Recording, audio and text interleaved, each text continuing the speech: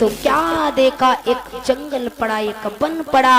तो इसीलिए कहा कि थोड़ा आगे बढ़कर देखा, बिहर उजाड़ निर्जन बन है, पशु पक्षी नजर आते हैं, सावन भी जहां भयावन है।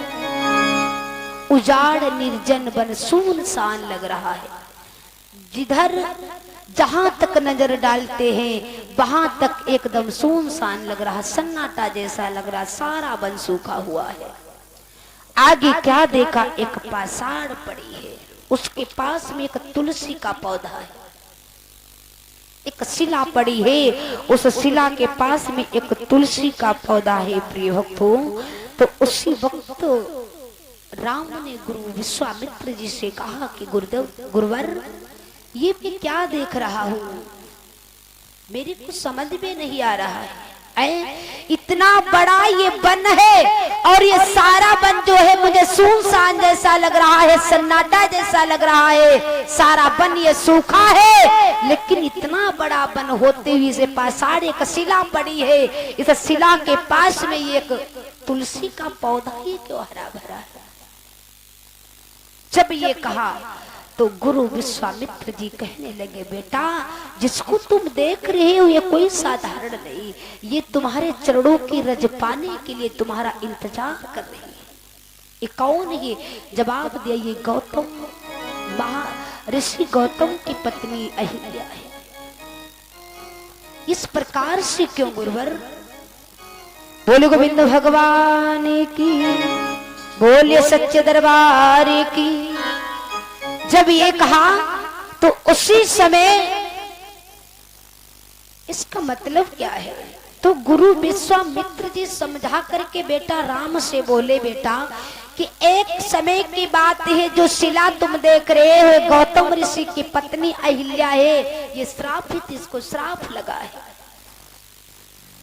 और वो श्राप किसने दिया है पता है? ये उस देवी के पति ने ही, यानी गौतम ऋषि ने ही श्राप दिया है। क्यों? जवाब दिया कि ये देवी जो अहिल्या थी बड़ी सुंदर थी, बड़ी सुंदर थी, और इस देवी की सुंदरता को देख करके एक बार जो महाराज इंद्र था मोहित हो गया। जब मोहित हुआ, लेकिन उसकी ऐसे तो कोई चाल नहीं चली, तो उसने जाकर के चंद्रमा का सहारा लिया। चंद्रमा के पास में गया और उस चंद्रमा से कहा है कि ऐ चंद्रमा, क्या? जवाब दिया, थोड़ा हमारा सहारा करो। क्यों? जवाब दिया कि उस देवी ने, उस गौतम ऋषि की पत्नी अहिल्या ने मुझे मोहित किया, वो बड़ी सुंदर है और मैं उससे मिलने के लिए जाना चाहता हूं, आप मेरा सहारा करो। आज प्रिय भक्तों, इसी प्रकार से जब तक इधर क्या हुआ, चंद्रमा कहने लगा, ठीक है महाराज। जवाब दिया कि गौतम ऋषि जो है प्रतिदिन उठ करके सुबह 4 बजे मैया गंगा के दर्शन करने के लिए जाया करते थे, और इधर उस महाराज इंद्र के कहने से चंद्रमा ने जाकर के रात्रि के 12 बजे आवाज को लगा दिया।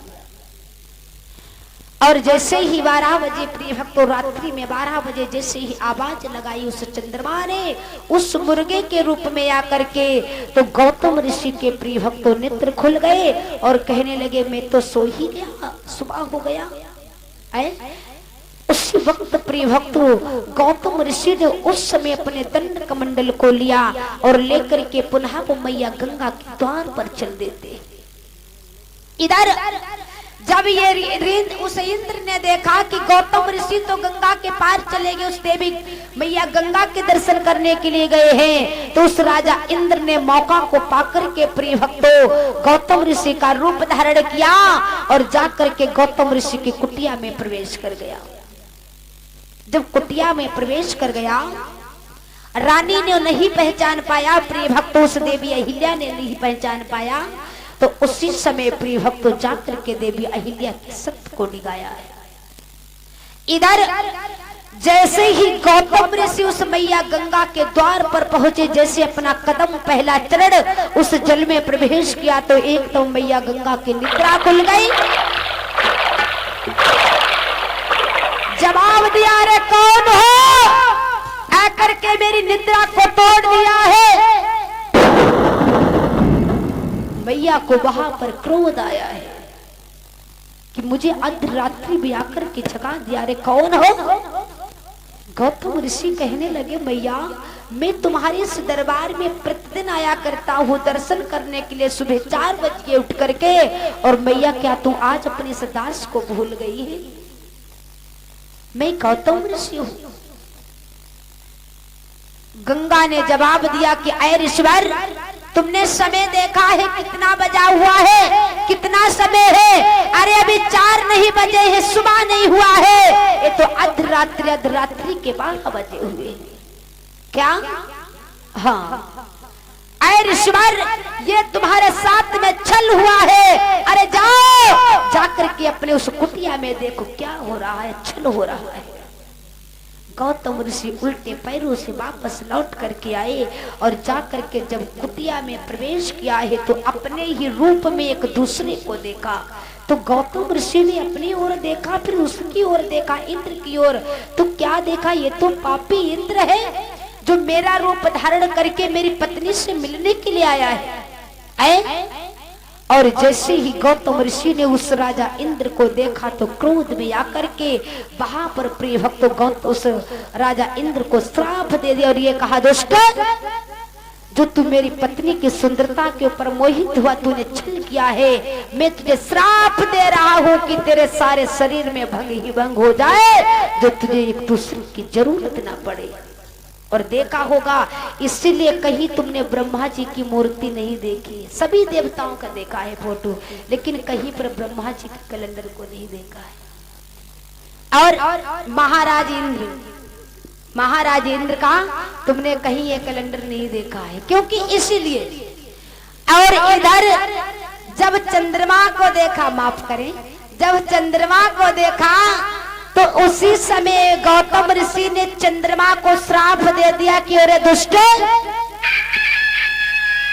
जो तूने आवाज देकर के अर्धरात्रि में जो तूने मुझे जगाया है, मेरे साथ में छल किया है पापी, मैं तुझे श्राप दे रहा हूं कि तेरे सारे शरीर में काले धब्बे के निशान हो जाए, जो तू देखने के योग्य ही ना रहे।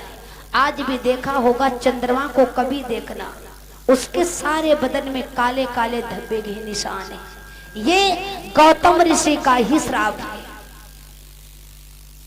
इधर प्रिय भक्तों, जब तक इधर क्या होता है, उसी समय जब अपनी पत्नी को देखा है, आज वो अहिल्या जो थी अपने पति के चरणों को स्पर्श करना चाह रही थी, उसी आगे बढ़कर के गौतम ऋषि ने कहा कि ओरी पापनी, तुझे अपनी शक्ति जो तूने ये नहीं पहचान पाया कौन आया है कौन नहीं, तूने मुझे और उसे तुझे पहचानने में तूने ये क्या किया है, मेरी इस बदन में कहीं अपनी अंगुली को मत लगा देना, और मैं तुझे भी श्राप दे रहा हूँ कि तू एक पत्थर की पाषाण बन जा, शिला बन जा। आज जब ये श्राप दिया तो उस अहिल्या ने विनती की थी, अपने पति से कहा था कि स्वामी, आपने मुझे श्राप तो दे दिया है, लेकिन मेरा कल्याण कैसे होगा। बताया था कि मेरा उद्धार कैसे होगा, मेरा कल्याण कैसे होगा। तो गौतम ऋषि ने कहा था कि अय देवी, तेरा अभी कल्याण नहीं होगा। जब भगवान राम शेषावतारी लक्ष्मण गुरु विश्वामित्र जी के साथ में आएंगे, स्वयं चल करके इस कुटिया पर आकर के इस कुटिया को पवित्र करेंगे, उन्हीं की चरणों की रज से तुम्हारा कल्याण होगा, उद्धार होगा। और इतना कह करके प्रिय भक्तों वहां से गौतम ऋषि जो थे अंतर ध्यान हो गए। आज प्रिय भक्तों वही अहिल्या वो वहां पर पाषाण हो गई, पत्थर की शिला बन गई। गुरु विश्वामित्र जी कहने लगे, पुत्र राम, इसी वृक्ष में, इसी तुलसी के पौधे में बल्कि उस अहिल्या के प्राण निवास कर रहे हैं, तुम्हारे चरणों का इंतजार कर रही है देवी। आप आगे बढ़कर के इस देवी अहिल्या का उद्धार कीजिए, कल्याण कीजिए। जब ये कहा तो उसी वक्त भगवान राम ने गुरु विश्वामित्र के आज्ञा को लिया है, आशीर्वाद को लिया, और आगे बढ़कर के प्रभु राम ने जैसे ही अपने उस चरण का अंगूठा प्रिय भक्तों अपने चरणों की रज जैसे उसके उस शिला में प्रवेश किए है प्रिय भक्तों, जैसे ही लगाया जैसे एकदम वो सुंदर प्रिय भक्तों प्रभु की चरणों की रज पाते हुए वो सुंदर नारी हो जाती है। प्रभु के चरणों में अपने शीश को रख दिया, कहने लगी प्रभु मुझे माफ करें, मुझसे बहुत बड़ी भूल हो गई है। उसी वक्त जब ये हुआ प्रिय भक्तों, भगवान ने उसे आशीर्वाद दिया, देवी अहिल्या को उसे वैकुंठ धाम के लिए भेज दिया है।